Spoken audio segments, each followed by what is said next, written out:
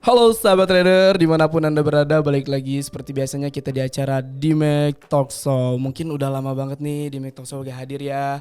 Buat sahabat trader yang selalu menyaksikan Dimek Talk Show di channel YouTube kita di Dimek Official. Dan tentunya hari ini saya pribadi udah ngundang tamu yang sangat spesial sekali menurut pandangan saya. Kenapa? Karena saya bakalan dikasih banyak ilmu nih tentunya. Oke, siapa lagi kalau bukan Pak Reja Aswin. Tepuk tangan buat Pak Reja, halo. Apa kabar Pak Reja sebelumnya? Baik. Alhamdulillah ya, kabar Kang Eci baik. gimana kabarnya? Saya harus selalu sehat karena dituntut dalam pekerjaannya gimana lagi. Kalau yang gede kalau gak sehat saya gak mungkin ada di sini, tentu harus sehat dalam keadaan semangat juga ya gitu. Oke. Kelihatan kok dari badan. Kelihatan ya? Kelihatan dari mana ya? Badan. Dari badannya guys. Waduh. Saya ini udah ngurusin berat badan loh sebenarnya, Pak Reja. Beneran dulu tuh, tapi bagus lah ya setelah saya mengenal trading nih. Dulu kalau pas kuliah saya berat badan lumayan segini nih Pak Reja. Mengenal trading sekarang segini itu karena apa ya? Stres Akibatnya? kali ya. Gak tahu tuh. Gak tahu tuh. Mungkin emang trading ngebuat stres ya atau gimana menurut Pak Reja? Betul juga? Banyak orang mengatakan bahwa kalau trading itu bikin adrenalin naik kan.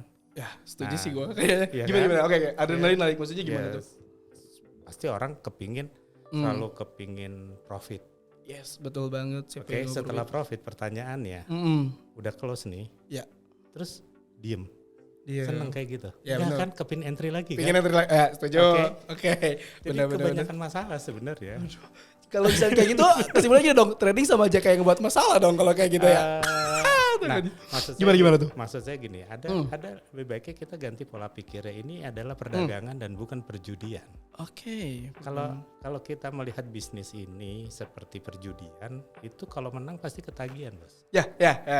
Menang Tapi kita ada pengen lagi. Tapi betul. kalau kalah jadi penasaran. Nah, kalau yang kayak gitu tuh buat saya sih harusnya udah masuk ke suatu level yang namanya kayaknya haram deh. Haram ya, karena Jadi masuknya lebih bagus sih kalau menurut saya ini adalah bisnis. Ya, Bisnis oke. itu semuanya ada perhitungannya ya. Ada perhitungannya, setuju banget. Lalu ada rencananya, ada strateginya. Oke, padahal ini baru mulai tuh, gue udah langsung dapat daging nih. Ini emang bagus banget. Jadi buat sahabat trader tentunya buat podcast hari ini karena menurut saya spesial banget. Jangan pernah di skip dan ini harus tonton sampai selesai karena nanti saya akan memberikan beberapa pertanyaan ke Pak Reja yang tentunya di sini adalah seputar tentang fundamental Pak Reja. Jadi tolong dibantu ya pemahaman buat sahabat trader. Oke, kayak gitu. Nah, sebelumnya Pak Reja sekarang lagi sibuk apa? Kalau boleh tahu untuk saat-saat ini, minggu-minggu ini gitu. Saya itu kan kalau dibilang senang trading gak senang juga trading gitu. Kalau di bahasa ini gitu trading. Jadi pada aja nganggapnya seneng gak seneng nih gimana tuh? Senang duitnya aja sih. Kalau gitu sekarang kita mau tanya gini. Ya, Kang Iji sekarang kalau misalnya punya uang, betul? lalu di bisnisnya misalnya rumah makan, Ya oke rumah makan. dibeliin peralatan dapur, piring dan segala macam. Oke. Terus nanti pas kiraan udah masak laku, lalu dijual, Dijual. dapat untung nggak? Dapat. Pertanyaan saya cuma satu. Oke. Itu duit. Ya. Senengnya Kang Iji itu dari duit itu jadi peralatan makan atau untungnya yang seneng? Untungnya. Oke. Kenapa harus muter? Kenapa nggak uang masukin ke dalam aplikasi, pencet selesai, dapat duit? Sama-sama dapat untung juga. Lebih. Dan itu lebih simpel. Iya, Terus dulu berarti sama-sama cari keuntungan dong ya? nyari duit. Nyari duit dong ya? Kenapa harus Iya. muter-muter gitu? Ini kan zaman sudah Oke, keren-keren nih. zaman digital. Digital, setuju? Semuanya zaman udah mulai cepat semuanya. Oke, betul. Saya nggak mengatakan bisnis real itu nggak penting gitu Penting ya. ya, oke. Tetapi kadang-kadang kita mempunyai suatu pekerjaan, lalu kita ingin punya bisnis kedua gitu ya. Oke. Kenapa nggak bisnis digital? Digital itu nggak hanya forex, nggak hanya saham, semuanya lah mau kripto mau apapun, obligasi sama. Betul. Instrumen keuangan buat saya. Instrumen keuangan, oke, benar. Tapi sorry nih Pak Reja, banyak orang yang pengen terjun ya ke dunia trading tentunya salah satunya ya mungkin di masyarakat sekitar kita juga mereka itu masih gak paham gitu loh. Dalam arti gak paham tuh ini tuh bisnis yang seperti apa. Nah kira-kira untuk Pak Reja sendiri untuk memberikan informasi ke orang di luar sana bisnis trading itu bisnis yang seperti apa sih sebenarnya gitu loh. Pemahaman yang simpelnya biar enak gitu loh orang-orang yang dengar. Oke. Maaf nih, Kang Iji punya uang Rp15.000 nggak? Ada dong. Oke. Gimana kalau kita ke money changer? Money changer, oke. Kita tukar maksudnya. Tukar dapat $1, betul nggak? Betul. Oke, ternyata Kang Iji sampai rumah 2 minggu kemudian harganya jadi Rp16.000 per $1. Oke, dolarnya naik nih. Kang Iji ngapain? Balik lagi dong ke money changer, Oke. ya kan? Iya. Aku tukar lagi. Lagi tukar lagi. Untung berapa? Rp1.000 Rp1.000 dong. iya. Oke. Potong dong pakai Gojek. Ya, Clear? tolong gitu betul clear benar. Nah, sekarang money changer-nya dibikin online bagaimana? So, Money changernya dibuat online jadi kita gak perlu bolak-balik ke sana hanya. ada di handphone. Oke. Oke, itulah trading. Oke, terus pertanyaannya. Ya. Gojeknya bayar tadi kan? Ya bayar dong. Ya itu lewat broker. Itulah broker. Nggak ada urusannya bos sama money changer. Karena orang-orang dibutuhin broker. Ya. Kita lawannya market kok. Iya. Kenapa broker yang salah? Keren. Wih, mantap. Oke, paham. Jadi intinya kalau orang pengen masuk ke dunia trading tuh, ini ya tentunya ini adalah instrumen yang bisa dibilang simple juga ya, karena kita gak perlu makan banyak waktu. Kalau tadi kan contohnya ke money changer, ya saya harus pesan Gojeknya dulu, saya harus berangkat dulu, atur waktu dulu, baru dapat untung. Kalau ini gak seperti itu. Ya. Dan yang terbaik adalah Gojeknya yang bagaimana, yang bisa ngasih tahu bahwa money changer-nya itu uangnya uang asli. Nah, betul, oke. Dapat informasi bahwa selisihnya, spreadnya itu kecil gitu. Betul. Nah, brokernya itu kayak begitulah, cari yang begitu. Oke. Kalau bagus kan dipakai terus kan sama Anda. Benar. Kalau bagus bakal pakai terus. Oke, mungkin orang tuh kayak mikir ini kita berbicara tentang hal awam dulu ya, Pak Rija, karena banyak orang yang pengen trading juga karena di Make Official juga banyak bertanya cara join trading tuh gimana sih, apa yang harus saya lakukan. Nah, maksud dari broker tuh emang broker yang baik tuh apa, broker yang seperti apa menurut pandangan Pak Reza tuh? Yang paling gampang brokernya itu yang pertama ya. Oke, pertama apa tuh? Ya lihat dong lisensinya ada nggak? Oh, lisensi dari brokernya, betul. Oke, setuju. Nah itu perizinannya apa? Perizinan dari broker ya, benar-benar. Setelah itu yang paling gampang adalah ya tes aja lah, gagal WD nggak? Gagal WD nggak, karena itu penting ya. Betul banget. Karena gini dong, karena banyak dari kita kalau trading itu selalu dikit-dikit nyalain broker gitu ya. Iya benar. Tapi kita masuk ke broker yang salah, itu kan jadi masalah. Benar, setuju. Oke. Ya. Kepingin cari yang nggak ada komisinya, yang nggak ada swapnya, yang nggak ada, yang spreadnya rendah, semuanya kepingin gitu ya. Benar. Tapi mereka nggak pernah berpikir gitu ya, bahwa dirinya dia udah siap belum untuk trading. Oke, dirinya dia udah siap belum. Untuk berbicara kesiapan sendiri itu cara menilai diri sendiri kayak gimana contohnya? Pada saat Kang Iji tadi saya katakan lagi bisnis rumah makan, ya kan? Boleh nggak kita pakai rumah bahan-bahannya bohong-bohongan gitu? Nanti kalau misalnya laku baru pakai ikan beneran gitu. Oh iya, bisa nggak? Gak bisa, itu harus pure pasti. Di bisnis ini kan pakai ada account demo. Oke, betul. Semuanya kan lebih mudah. Dan ini sebenarnya kalau mau dibuat adalah sebagai bisnis kedua. Kita kerja aja, tapi nggak usah bikin rumah makan. Keren. Kalau kita nggak bisa masak, kalau kita bisa masak nggak masalah. Kalau Kang Iji bisa ngebengkel, ya bikin lah bengkel. Bisa ngemontir kan? Iya. Itu second bisnisnya, itu bisnis keduanya. Tapi kalau nggak bisa, jangan coba-coba. Oh iya paham. Keren, berarti trading itu kalau kita masuk dunia trading otomatis tanpa kita harus berhenti dari pekerjaan kita itu bisa. Ya harus seperti itu. Harusnya seperti itu juga kan ya. Dan konsepnya pada saat kita punya bisnis, uangnya harus bertambah. Ya benar. Kalau bisnis bertambah kita udah ngertinya. Benar-benar konsepnya harus bertambah, setuju aku. Oke, apa yang terjadi sama yang sekarang? Ya kan? Udah kalah, top up lagi. Terus mau sampai kapan? Mereka top up dan gak berhasil terus endingnya kadang-kadang suka nyalain broker lah, alhasil kayak gitu kan. Ya sebenarnya saya cuma katakan Anda kalau misalnya trading itu kan cuma buy sama sell, oke? Iya dong, beli atau jual, setuju. Oke. Gampang nggak? Gampang banget. Oke. Pilihannya dua doang kan. Ya. Tapi ingat, mudah tapi tidak untuk semua orang. Mudah tapi tidak untuk semua orang, ini harus dicatat nih. Berarti hanya orang-orang terpilih ya. Bisa masuk. Orang-orang yang bisa ngerti permasalahan bisnis ini bagaimana. Iya betul. Ngerti dari dasarnya. Oke. Ingat ya teman-teman semuanya, ini tuh bisnis yang sangat mudah tapi gak semua orang bisa masuk. Makanya kita harus penting mempersiapkan diri dulu ya Pak Reza ya. Betul ya. Karena di luar dari hal itu juga saya tadi sempat berbincang-bincang. Sorry nih, boleh gak saya tadi ungkapinnya tadi? Boleh gak? Jadi katanya sekelas Pak Reza sendiri, beliau itu pernah mengalami kerugian sekitar 17 M, betul? Ya, Wah, waduh 17M brother, itu saya udah mikirin angkanya juga, wow gitu kan. Tapi mungkin ada yang sedikit penasaran kalau yang ngelihat podcast hari ini, yaitu kalimatnya karena untuk berbicara bangkit gak mudah kan, yang tadi saya bilang kan. Nah pertanyaannya adalah simple, untuk cara bangkit mindset Pak Reza sendiri tuh kayak gimana? Kok bisa gitu loh bangkit sampai sekarang ada di sini dunia trading lagi? Ya sebenarnya harus ditanya dulu pada saat jatuh itu umur berapa. Umur berapa kan? Umur berapa? Iya bener sih, umur berapa tuh? Kira-kira penasaran juga. Itu saya di bisnis ini kan baru gitu Ya, ya, oke. baru 18 tahun ya, dan pada saat 5 tahun pertama, Oke. 5 tahun pertama saya kehilangan uang segitu banyak ya, tentu bukan uang saya sendiri ya, ada punya keluarga, punya saudara segala. Nah pertanyaannya adalah pada saat itu umur saya udah 38 tahun. Oke. Jadi mau kerja apa lagi dan harus bagaimana cara ngembalikin uangnya, mau kerja. Dengan usia Mau kerja di kantor atau di mana, percuma. Tahun 2020 juga kena COVID, gue dipecat lagi ya kan. Oke.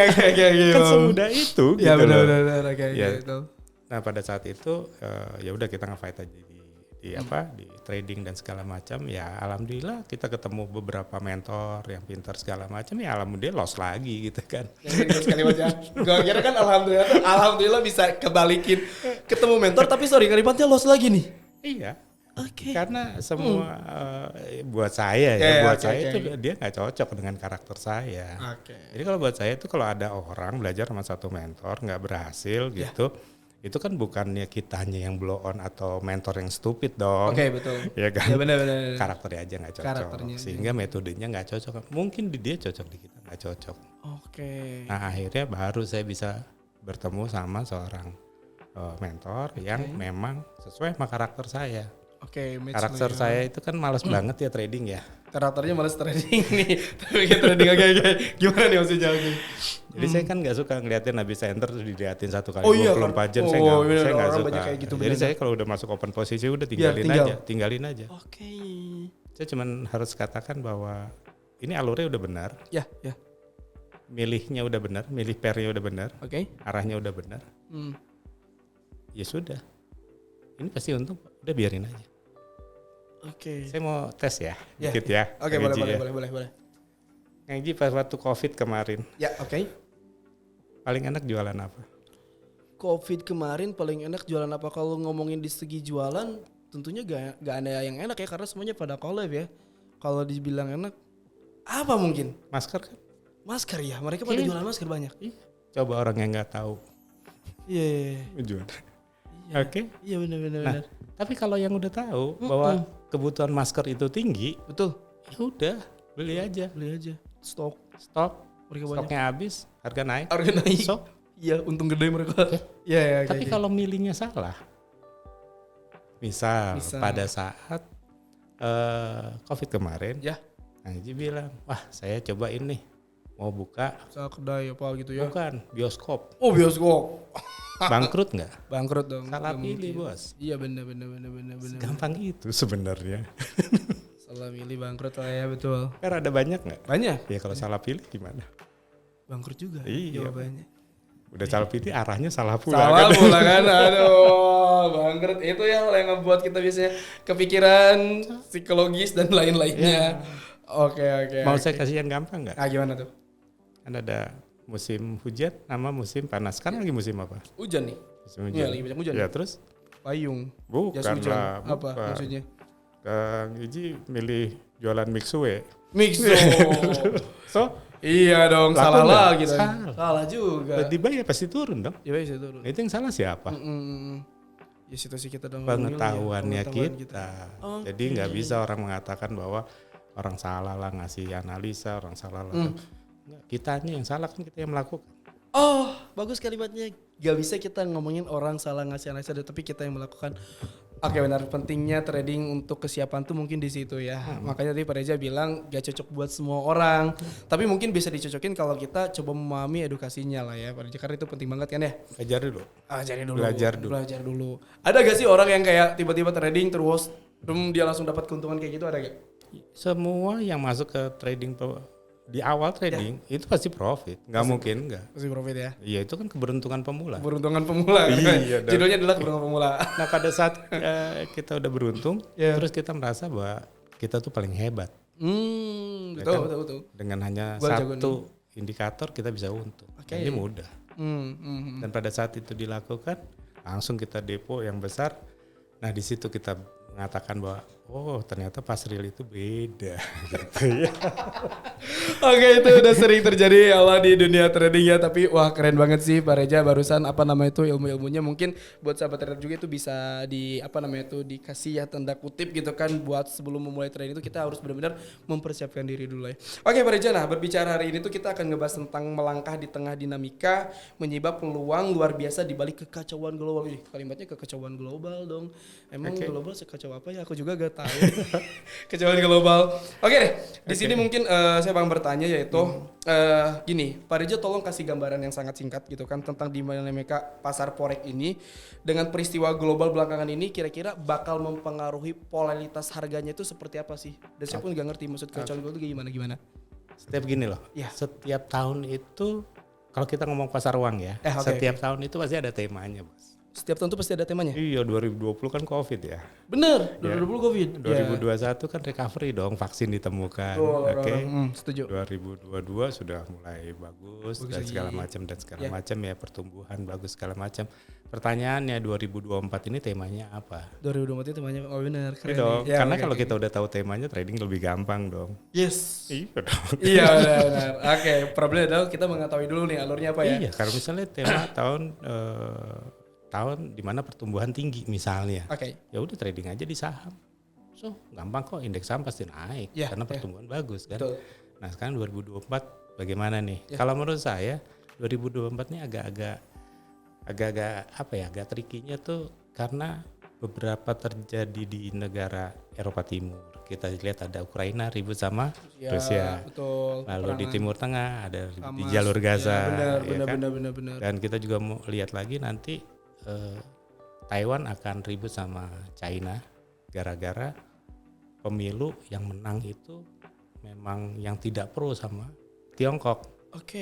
Kalau ini jadi rame semuanya, tandanya keuangan pasar uang itu pasti kacau dong. Kacau, betul kan? Banget. Nah kalau kacau itu logikanya itu nggak ada orang yang mau pegang saham dong.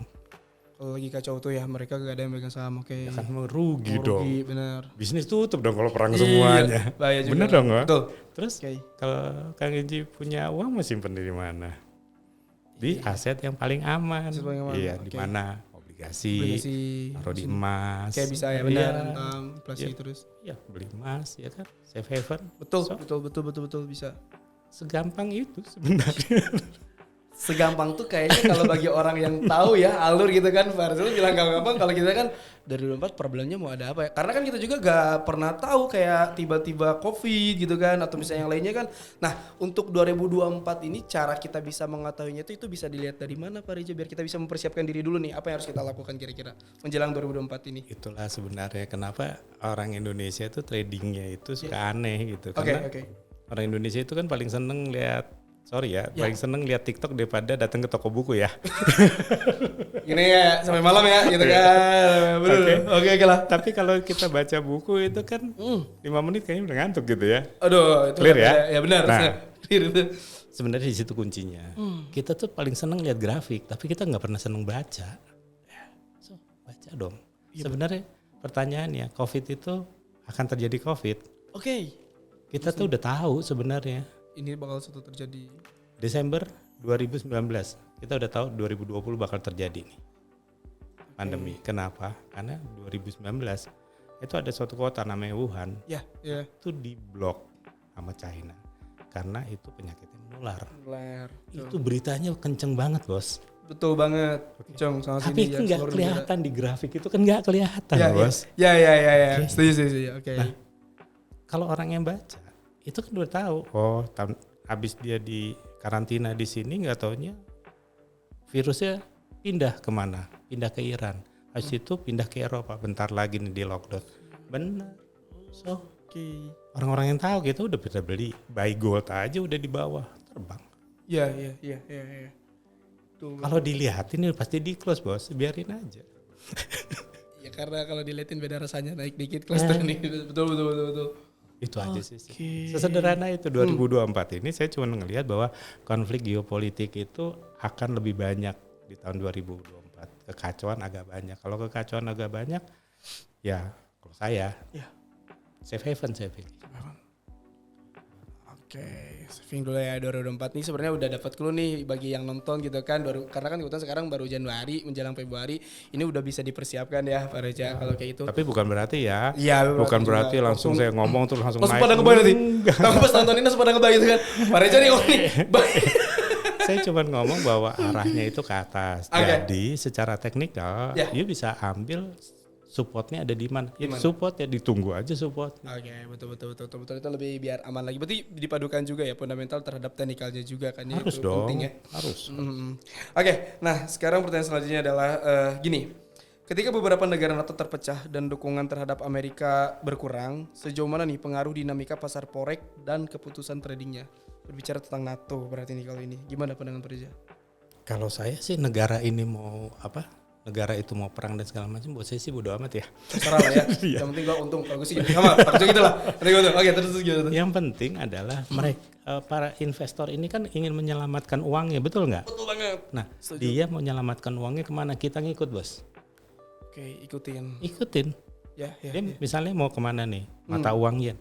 Ikut aja ke sana. Itu jauh lebih penting dibandingkan kita berdebat seperti komentator apa gitu ya, komentator sepak bola gitu ya, kita lebih tahu daripada pemainnya, ngapain gitu. Kadang bener loh ya, komentator kita kayak salah yang beli tahu ini harusnya nyamain tuh si ini, wah ya gitulah. Nah daripada kita kepo seperti itu, lebih baik ini kalau dia seperti ini, perangnya bertambah banyak, kita harus pilih yang mana nih, instrumen keuangannya yang mana, alasannya apa. Nah pada saat itu benar, equity nambah kok. Kan cuma itu yang kita mau cari. Ya benar. Gak ada masalah. Rusia mau perang sama Amerika, kita banyak duit gitu kan. Iya sebenarnya kalau di trend itu, ini aku setuju deh kalau di trend itu sebenarnya peperangan apapun itu, karena kan itu bisa dijadikan hal positif ya Pak Reza ya buat kita benar. Ini kita ikutin dulu aja tadi ya arahnya kayak gitu. Setuju sih kayak COVID Pak Reza tadi bilang kita harusnya buy aja karena nanti 2020 akan sekian. Kalau kita emang udah tahu arahnya itu lebih enak sebenarnya. Oke benar. Satu ya. Kalau Kang Eji tahu ke depannya, harga ini mau turun, sell di mana aja bener, menang nggak? Iya. Bener. Kalau harganya mau naik, buy di mana aja, profit kan? Profit aja. Ya, terus mau ngapain? Pakai garis-garis. Ini pemahamannya keren, kayak ngebuat simpel banget trading tuh guys. Asli loh, gue ngobrol ini kayak bener-bener, kok trading itu simpel? Ataukah aku terpengaruhi? Tapi emang bener trading kalau berbicara kayak gitu emang simpel itu karena tadi pilihannya cuma 2 ya tadi ya. Buy atau sell. Yang penting alasannya kalau buat saya. Alasannya apa? Anda nge-buy alasannya apa? Alasannya A, B, C, D. Ya udah. Percaya aja. Kalau salah bagaimana? Itu diomongin di awal. Bukan pas entry baru diomongin. Entry diomongin lah ya, gimana ya? Kalau kan ada entry, oh iya bener. Berarti kalau misalkan masuk dalam dunia marketnya, otomatis di sini tuh yang dimaksud kita berpikir tuh kita nyiapin plan dulu ya Pak Reza ya. Ya berarti karena kan kalau nge-buy alasannya apa, dikarenakan apa juga, yang penting kita harus siap ya. Tapi kenapa sih banyak orang di luar sana ya member-member gitu kan, bukan member trading gitu kan, trading atau para investor, ketika mereka melakukan transaksi, mereka tuh ada rasa ketakutan katanya. Oh saya kenapa malah takut ngeliat chart dan itu dikarenakan apa biasanya orang-orang kayak gitu? Ya sebenarnya gampang sih sebenarnya. Karena nggak tahu arah besarnya mau kemana. Arah besar. Mereka selalu mengatakan bahwa nanti kalau ada apa-apa gimana? Nanti Iya. Nanti kalau ada perang gimana? Nanti kalau ada nuklir gimana? Bos, kalau ada nuklir kita udah nggak bakal trading lagi, kan udah rata ya brokernya. Gila sih. Udah habis ya? Oke. Jadi maksud saya, sekarang boleh nggak saya ngasih perumpamaan? Nah gimana? Boleh. Sekarang Kang Iji, punten, lagi ada di Jakarta. Ya, pertanyaan saya cuman gampang. Ini Jakarta, mau ke Lampung, atau mau ke Surabaya? Pilihannya tuh. Akang mau kemana? Kayaknya aku pengen Surabaya aja deh. Oke, alasannya apa? Karena aku pengen di Surabaya tuh pengen nonton Persebaya main. Oke. Itu ya alasannya. Oke. Enggak, saya bilang ke Lampung. Kenapa? Ada saudara yang lagi sakit di sana. Oh, aku Dan Lampung. itu, okay. Aku Lampung karena Nah, lebih itu. memilihkan saudara. Itu alasan itu yang aku minta. Mau buy apa mau sell itu.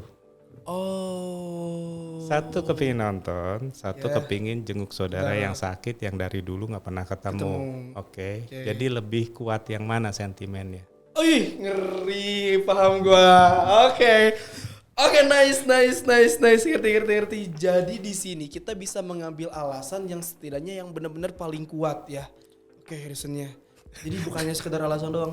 Kenapa kamu baik? Karena problemnya, alasannya ini. Wah, keren. Oh, keren. Jadi kalau trading kayak gitu mungkin kita lebih terarah perihal dalam situasi market apapun ya, Pak Reza ya. Maksudnya aku lebih tenang kali ya. Jadi masalahnya itu Surabaya di sini, Lampung di sini.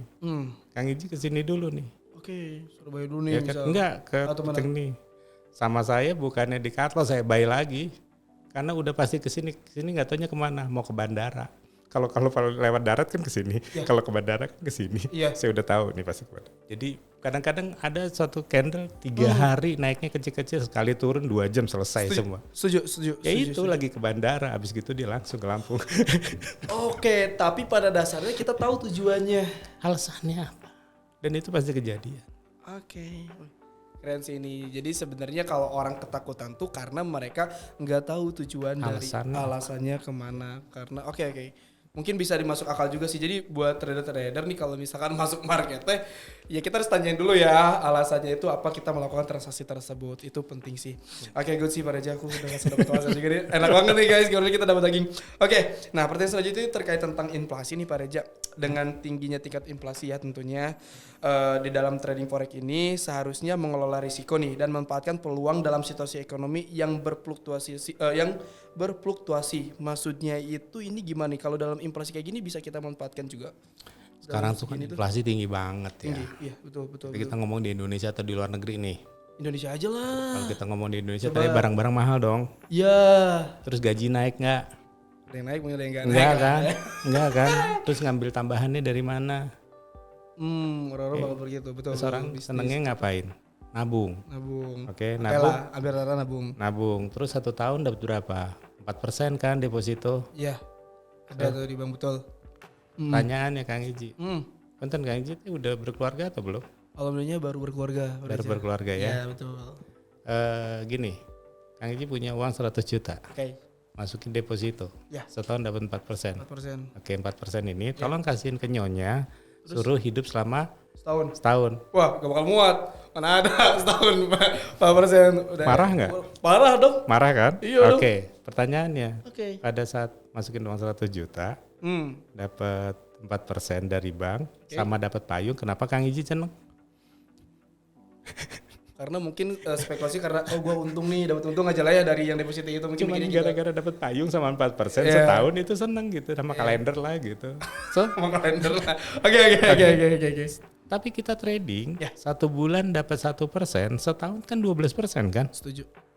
Kenapa dikomplain? Dapatnya cuma sebulan cuma 1%, sih itu dong dapat 10%. Ada loh kalimat kayak gitu bener. Ya dibandinginnya ya apple to apple, ini kan instrumen keuangan forex, dibandingin juga sama instrumen keuangan dong, jangan nama perjudian dong. Iya. Bener. Iya sih masuk akal juga ya teman-teman kalau misalkan kayak gitu. Oke, bener. Jadi kalau misalkan dalam hal itu tadi ya pasti kena marah kalau saya 4% dalam waktu setahun, makan apa lagi nih gitu kan. 2 bulan aman, sebulan aman. Waduh. Kalau inflasinya itu setahunnya itu 4%, bisa ketutup. Trading 1 bulan 1% aja 12% kok. Kalau 2% 24%. Itu udah gede loh. Gede lah itu. Ya sengaja kita lebih besar dari yang tadi dibicarakan tentunya. Bandinginnya ke situ gitu. Jangan bandinginnya ke 1 bulan nih 10%, 20% gitu. Ya pertanyaannya selama berapa bulan? 3 bulan MC habis buat apa? Nah itu. Enggak lah. Nah itu bandingannya kalau buat saya yuk 3 bulan, 6 bulan, 1 tahun. Lebih besar nggak dari suku bunga bank? Lebih besar. Oke, Anda bagus trading. Clear. Berarti kalau kayak gitu Pak Reza untuk masuk dalam dunia trading ini apa namanya tuh kayak mungkin target dan yang lain-lain itu kita jangan ngelihat pas saat hari ini aja atau minggu ini aja kan. Karena jujur banyak banget orang kayak berpikiran oke, 1 minggu ini aku bisa dapat sekian belas juta misal. Aku dapat 10 juta. Berarti kita sebaiknya tuh jangan memikirkan pasti 1 minggu ininya. Bagusnya kayak tadi ya, disamain aja per bulannya dapat berapa. Kalau misalnya meningkat berarti itu sesuatu yang bagus ya. Gini loh Kang Haji. Trading itu harus aman. Iya betul, aman itu harus. Nyaman. Ya, setuju. Konsisten. Selama nyaman konsisten, 3 itu. Oke, iya. setuju. Kalau trading udah nggak aman ya udah nggak trading. Kalau trading bikin nggak bisa tidur, nggak usah trading bos. Nah itu banyak orang yang kayak gitu. Kalau nggak konsisten, jangan trading. 3 itu aja pegang. Ada nggak pada saat kita trading kita mengalami 3 itu? Aman nggak uang kita? Ya. Kalau nggak aman taruh aja deposito. Tuh. Beliin aja obligasi. Iya, safety juga. Kalau nggak nyaman, akhirnya kita nggak bisa tidur, bos. Kesehatan mahal, bos. Iya, malah mereka Ya kan? ya setuju. Dapat duit terus akhirnya harus ke dokter kan capek ya. Ya benar-benar Ya, banyak yang kayak gitu tuh. Oke. Nggak nyaman kan? Ya tinggalin aja. Mendingan pakai buat healing. Oke, yang terakhir konsisten nggak? Konsisten. Profitnya. Ya betul. Kalau hari ini profit, bulan besok MC ya buat apa? Harus konsisten walaupun kecil nggak apa-apa. Oke, keren sih ini. Berarti ya kalau ketiga hal itu mungkin masuk ke karakter kita bisa ngelanjutin ya kalau gak. Karena kasihan banyak yang masuk dunia trading misal, tapi mereka itu gak nyaman bahkan nyampe kepikiran. Berarti kan itu bisa dibilang gak cocok atau bisa dirubah kira-kira pertanyaannya tuh. Dalam trading itu kan ada berapa tahap, Bos. Oke. Ada yang pemula.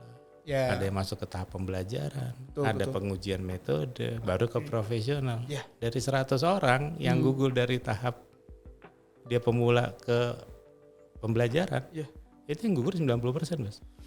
Banyak yang gugur ya. 90% loh guys. Udah nggak mau lagi, udah bete segala macam. Ya, betul, jadi betul. wajar kalau ujungnya itu cuman orang yang concern di bisnis ini, yang profesional itu cuman dari 100 cuman 2 sampai 3 orang. Itu udah wajar.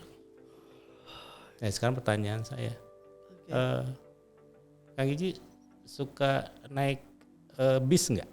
Suka. Kemana paling jauh? Kalau misalkan naik bis, anggaplah saya kan asli Sukabumi, Bandung Sukabumi deh. Bandung Sukabumi. Ya. Mau nggak disupirin sama anak yang baru kemarin lulus sekolah? Iya dong. So, Gak mau saya. Oke. sama di bisnis ini, Mas.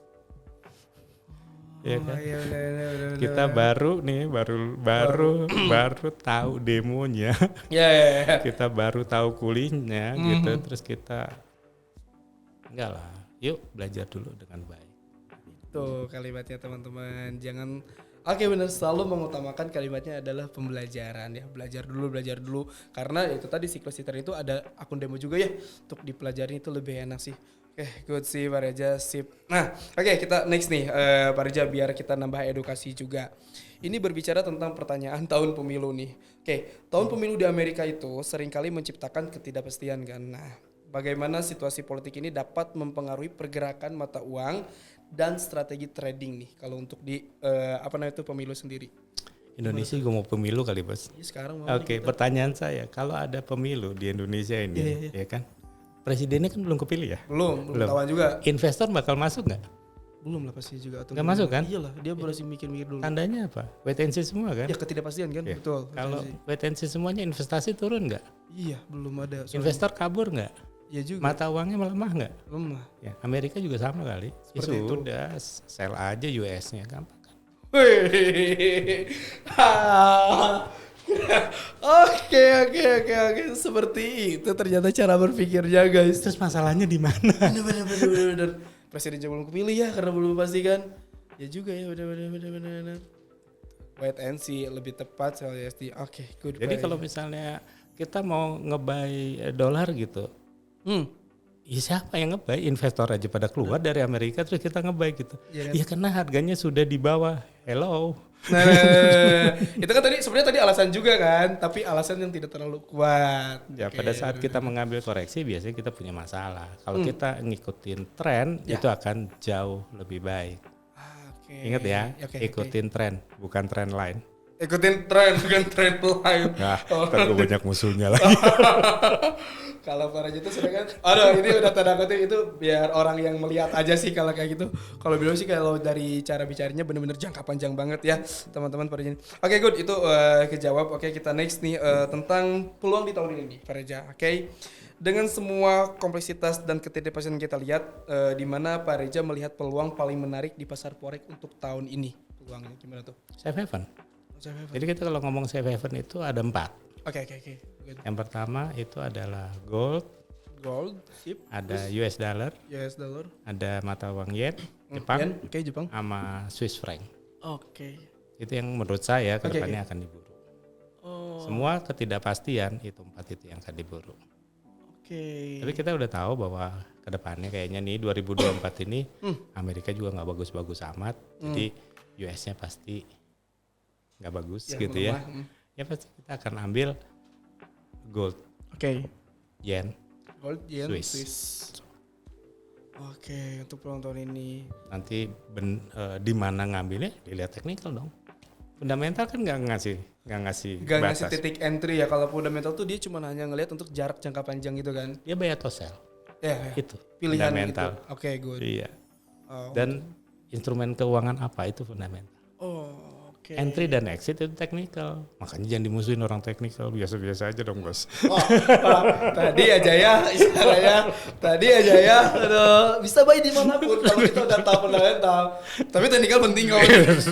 Saya memang karena kalau masuknya nggak pas nanti kena ke floating kan. Tapi kalau misalnya arahnya udah tahu, kita kan bisa ambilnya optimal nih. Bener banget. Bener. Oke, sip.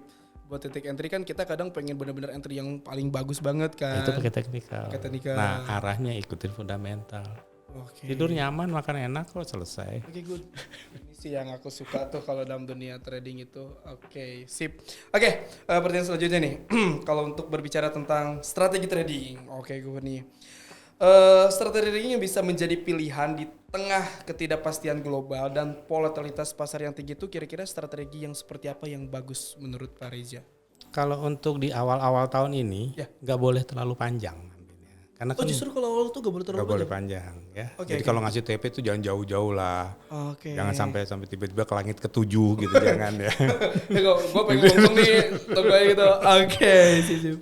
Karena apa? Karena pasar pasti akan masih wait and see, masih nunggu, temanya juga belum jelas. Ini perang bisa selesai atau enggak? Ya benar. Karena perang dulu kan sekarang beda, Bos. Kalau dulu itu kan rame-rame itu berapa puluh ribu pasukan, berapa armada segala itu. Sekarang pakai drone ya kan. Hari ini dibom, besok sudah selesai. Jadi harga naik ini langsung turun lagi. Benar. Oke. Nah, kecanggihan teknologi seperti itulah yang membuat pasar juga pasti akan carinya pendek-pendek, akan panjang. Nah, kalau udah seperti itu, awal tahun itu jangan terlalu panjang. Nanti kalau mau panjang itu setelah Maret gitu. Baru kelihatan tuh. Setelah 3 bulan dari awal tahun berarti ya? Maret, Januari, Februari. Berarti kalau misalnya kita sebagai seorang trader, kita ambilnya intraday dulu ya Pak Reza? Iya. Untuk saat ini bagusnya. Maksud saya gini loh, mau intraday, mau mingguan ngambil dia nggak apa-apa. Tapi maksud saya jangan terlalu panjang take profitnya. Jangan take profit itu kayak seperti keharusan. Jangan seperti keharusan. Gimana maksudnya? Ini pokoknya kalau nggak kena nih, ini harusnya nyampe sini. Nggak perlu. Gak perlu seperti itu kan? Ya itu kan garis-garis hayal, Bos. Iya kan tandain doang ya, tanda-tanda doang kan? Oke, betul. Jadi saya mau tanya Kang Haji, punya mobil dong. Nah mobil misalnya mobilnya saya paling gampang Avanza ya. Harganya berapa? 200 juta. Mau jual? Jualnya berapa? Harga pasar 200 juta. Mau jual berapa? Harga pasar 200 juta, mau jual berapa? 200 juta lebih bisa gak? Kan harga pasarnya 200 juta. Kalau pengen cepet laku, ya pasti di bawah itu 190 kan, 180. Nah itu kalau TP-nya di sini, itu kan harga pasar ya. Cari bawahnya lah, Bos. Misal kita take profitnya ada di harga 2.000, otomatis take profit kita jangan melebihi 2.000, di bawahnya dulu itu. Iya, itu udah pasti kena dong. Ya, kita kan maunya sempurna. Jangan dimaksimalin 2.000. Ya, kita kan trader bukan malaikat, Bos. Oke. Parah juga ya, aduh. Kayaknya kalau trading pakai sesuatu gitu kayak enak ya. Kita bisa menganalisa apa namanya tuh candlestick bayangan. 3 candlestick ini naik, gue udah bayar jadi 100% gue yakin nih. Waduh kalau kayak gitu enak tuh. Oke, Pak Reza, keren. Ketangkap kalau kayak gitu pemahamannya. Jadi sebenarnya kalau untuk situasi di tahun ini sebaiknya buat para trader sih sebaiknya kan itu. Tapi kan balik lagi semuanya ada di tangan para member, investor dan yang lainnya. Tapi bagusnya itu jangan terlalu ngambil take profit yang panjang-panjang ya. Ya awal tahun. Yang penting sih kalimatnya profit aja kali ya. Konsisten aja kali ya. Oke. Terkecuali kalau udah masuk di pertengahan mungkin itu nanti Bisa ketahuan karena temanya udah ketahuan. Kayak COVID itu kan baru ketahuan kan di bulan Februari Maret kan. Habis itu kan kita lihat dong. Gimana saham rontok semuanya, gimana harga gold naik terus segala macam. Safe haven itu kan pada saat 3 bulan pertama itu baru sebelumnya ya harganya bolak-balik. Bolak-balik banget. Kayak peperangan aja kan Rusia Ukraina itu kayak tuh kayak ini nih. Kayak lagi zikir tuh. Gini aja terus itu, waduh. Nah itu kalau pakai robot menang mulu tuh. Mas robot dong guys, waduh. Next deh nanti kayaknya pertanyaan bagus tuh kita bahas robotnya aja. Oke, kita masih masuk ke ranah materi karena ada beberapa pertanyaan juga nih. Oke lanjut. Ini tentang faktor-faktor penentu nih. Maksudnya kayak faktor apa yang menjadi penentu utama pergerakan mata uang saat ini dan bagaimana nih trader dapat menggunakan pemahaman ini untuk keuntungan mereka? Gimana tuh Fariza? Jadi intinya kalau kita mau ngelihat market itu jangan terlalu dekat sama berita. Maksudnya? Gini loh, Anda membaca suatu berita, itu kan cuma berita. Ya, itu berita. Dampak dari berita itu yang harus kita pikirin. Di Bandung ini lagi dibangun apa sih sekarang? Ini tuh kayak flyover. Kalau ini jadi, ekonomi lancar nggak? Di sini ekonomi lancar dong. Yang di ujung sana mau ujung sini. Iya betul. Jangan dibahas macetnya bos. Kita kan mikir macetnya. Iya benar. Ya itu kalau trading kayak gitu, kita baca sesuatu jangan dibahas itu. Cerita di balik berita itu yang kita bahas. Dampaknya, gitu. Ya dong. Oke. Karena pada saat kita udah tahu itu kita akan tahu gitu. 2024 ini semua ketidakpastian dan segala macamnya, cuman masalahnya berlanjut atau enggak. Nah kita lihat 2-3 bulan ke depan. Ya betul. Itu baru. Makanya tadi kalimatnya untuk awalan itu kita wait and see atau ambil TP dekat-dekat dulu karena belum terlihat si pergerakannya. Iya masuk di akal juga sih. Benar. Oke. Kayak next nih. Ini pertanyaannya mengenai tentang mitigasi risiko. Dalam kondisi pasar yang serba tidak pasti ini, bagaimana trader dapat efektif mengelola risiko dan melindungi portofolio mereka? Gimana tuh menurut Pak Recep pentingnya? Iya, kadang-kadang nih kita nih aneh kalau trading ya. Kalau trading itu kan pasar memberikan signal kita entry ya. Ini pasar belum ngasih signal kita udah entry. Jadi kalau buat saya, ganti resikonya, money managementnya harus dihitung deh. Money management? Iya, nggak ada lagi. Oke. Yuk punya metode fundamental bagus, technical bagus, money managementnya salah. Cocokan gitu ya. Saya deh sama saya, nggak akan lama. Itu yang harus dihitung. Berarti dari MM dulu ya? Iya. Kita harus hitung-hitungan terlebih dahulu. Iya dong, berhitung. Kalau kita di gold itu butuh modal berapa, kalau di Euro USD berapa, di GBP JPY berapa, itu harus bisa ngitung bos. Iya. Kalau nggak bisa ngitung, percaya sama saya, margin call udah dekat. Jantung pertahanan kalian sudah terbongkar guys gitu kan. Kalau lu trading dan gak paham di manajemen, tadi kalian tahu margin call sudah dekat. Oke, berbicara tentang money management gitu kan. Ini maksudnya tuh money management yang paling aman tuh contoh kita ambil untuk di fair gold aja lah, XAUSD ya. Itu maksudnya tuh money management yang kayak gimana yang dibilang aman menurut pandangan Pak Rijo tuh? Biar ada bocoran kayak yang lain juga. Saya sih gampangnya begini deh. Gimana coba? Kasih pemanis. Kita mau dagang iPhone ya. Kita mau dagang handphone. Kang Iji dagangnya iPhone. Saya Samsung. Modalnya gedean siapa? Saya. Padahal sama-sama handphone loh. Sama-sama handphone. Forex juga gitu kali bos. Sama-sama forex tapi harus dibedakan modal setiap fairnya. Iya, itu yang pertama. Yang kedua, mau jualannya iPhone 15 atau iPhone 7? iPhone 15 misal terbaru 15. Mana yang lebih besar modalnya? Makin ya 15 tadi. Kalau harga gold di sini sama harga gold di sini ngitungnya beda kali, bos. Iya. Itu kenapa saya nggak bisa jawab ini.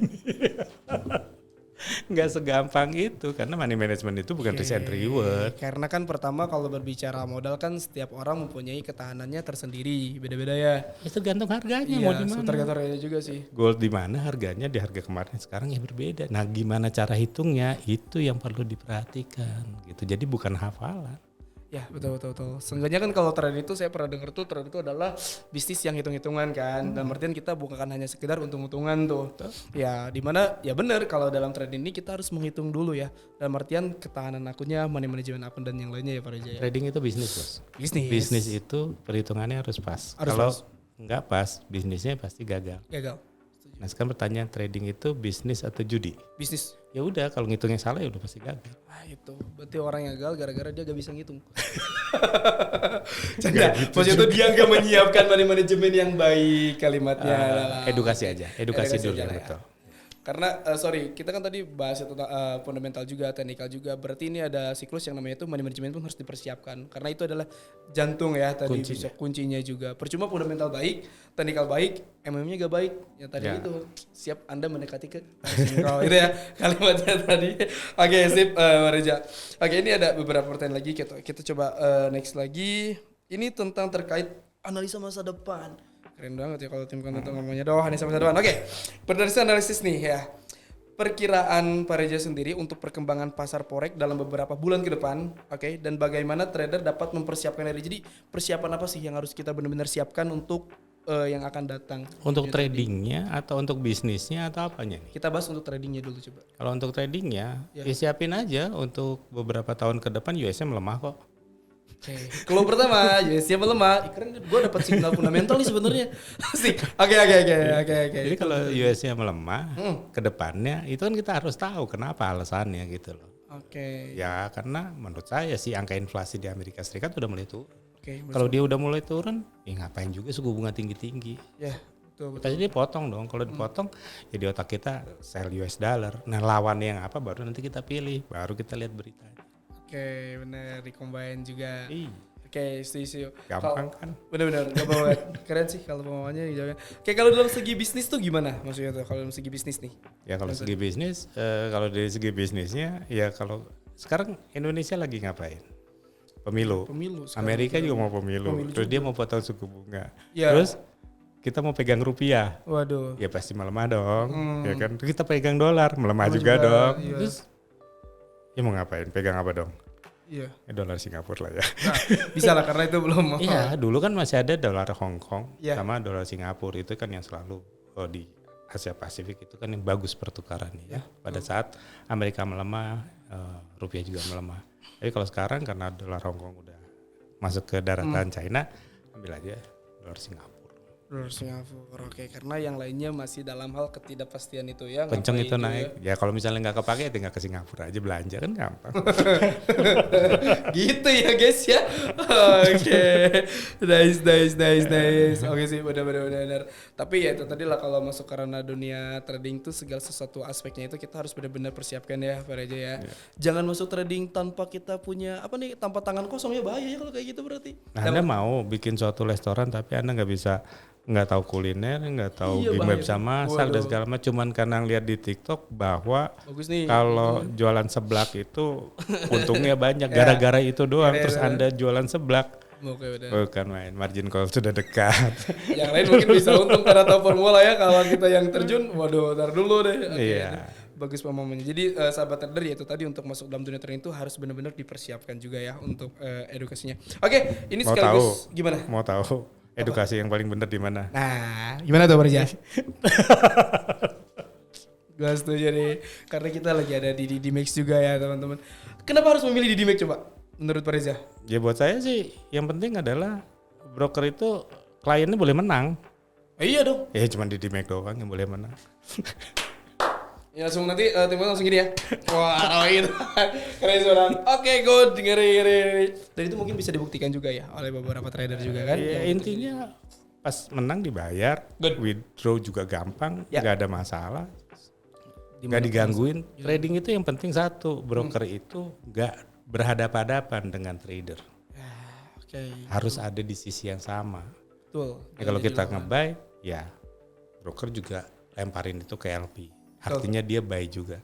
Jangan kita nge-buy brokernya nge-sell.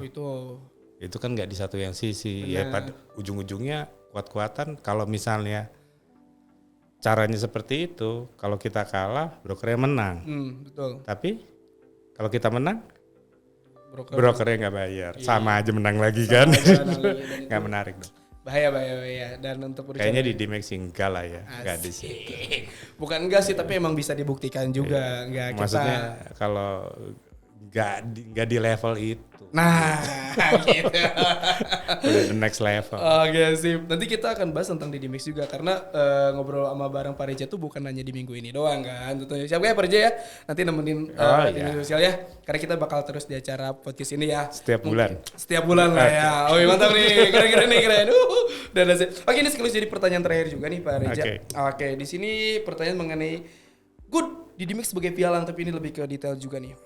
Bagaimana Didi Mix mendukung nasabahnya agar dapat profit optimal gitu kan, dan juga memanfaatkan peluang forex di tahun ini.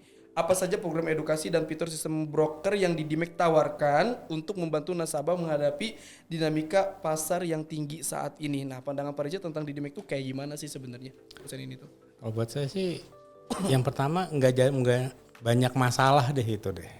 Trading itu nggak digangguin. Paling kesel tuh kalau trading digangguin, servernya mati lah gitu ya. Server sehari mati 3 kali, udah kayak makan obat gitu. Ya, server mati Ya, itu kan alasan-alasan supaya kita nggak bisa menang dong. Iya. Oke. Dan itu terjadi gitu. Banyak gitu. Bahkan saya aja baru tahu loh, mesti server mati itu orang-orang jadi gak bisa transaksi. Ya kita lagi nge-buy nih, harga naik nih, servernya mati, lalu saya mau close di mana? Oh, bahaya dong itu digangguin banget kalau kayak gitu. Bener-bener. Oke. Mau digede bagi kita nge-close. Ya kan keganggu dong mentalnya. Betul. Nah, itu nggak terjadi. Terus kita mau belajar di Didi Mix juga ada kok program-program. Nggak diumpet-umpetin, orang boleh menang segala macam. Dan yang satu lagi yang penting pas menang dibayar. Pas menang dibayar. Oke, tadi gak digangguin. Yang kedua adalah ketika menang kita dibayar ya. Iya. Bayar menang. Itu yang penting dong. Oke. Yang lain-lainnya standar. Banyak orang mengatakan ribet nih, registernya harus gini, harus gini. Betul. Bos, yang ribet itu registernya ribet. Yang penting withdrawnya lancar. Jangan registernya gampang, nggak bisa withdraw. Itu kan namanya ponzi dong. Iya, itu lebih bahaya. Bener loh kalimatnya. Bener. Oke. Net 89 tuh gampang masuknya, keluarnya susah. Iya benar. Masukin gak perlu persyaratan apapun katanya gitu ya. Oke. Ketika WD mereka dipersulit. Iya. Karena kalau susah registernya, ya bisa itu benar. Kalau buat saya itu. Oke. Karena sejauh ini yang saya katakan di sini untuk registrasi di DIM itu jujur ini bisa dibilang ribet banget karena banyak persyaratan harus disiapkan kan. Reja itu banyak banget. Tapi mungkin pemikiran message-nya bisa didalih kayak tadi.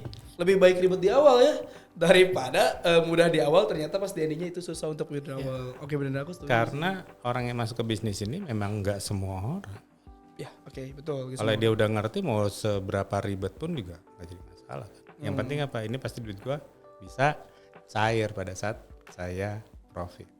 Oke, gua. Jadi kalau saya sendiri nih ngasih pandangan buat Pak Reja, ada pertanyaan. Penilaian terhadap Didi Mix skala 1 sampai 100 Pak Reja ngasih di berapa tuh? Buat Didi Mix sendiri. Yang 1% itu pasti punya Tuhan ya. 99 deh. Jangan dong. Ini 99% penilaian dari Pak Reja Asin untuk Didi Mix. Oke Pak Reja, thank you. Mungkin ini pertanyaan kita udah dibahas semua dan tentu ini daging semua sih kalau menurut saya pribadi ya yang saya menemani Pak Reja. Dan mungkin buat sahabat trader juga yang di luar sana yang menyaksikan Didi Mix Official gitu kan. Hari ini tentunya bisa dilihat dan jangan pernah di skip karena tentunya Pak Reja sekali lagi kita mungkin teksnya bukan hanya untuk hari ini doang ya. Ya kita akan coba ngobrol-ngobrol lagi, kita akan kupas-kupas lagi ya sekaligus membantu wawasan juga nih ya para jadi sekali lagi thank you untuk acara hari ini dan terima kasih buat semuanya yang sudah hadir dan yang udah nonton juga terima kasih. Akhir kata Assalamualaikum warahmatullahi wabarakatuh. See you, sampai jumpa.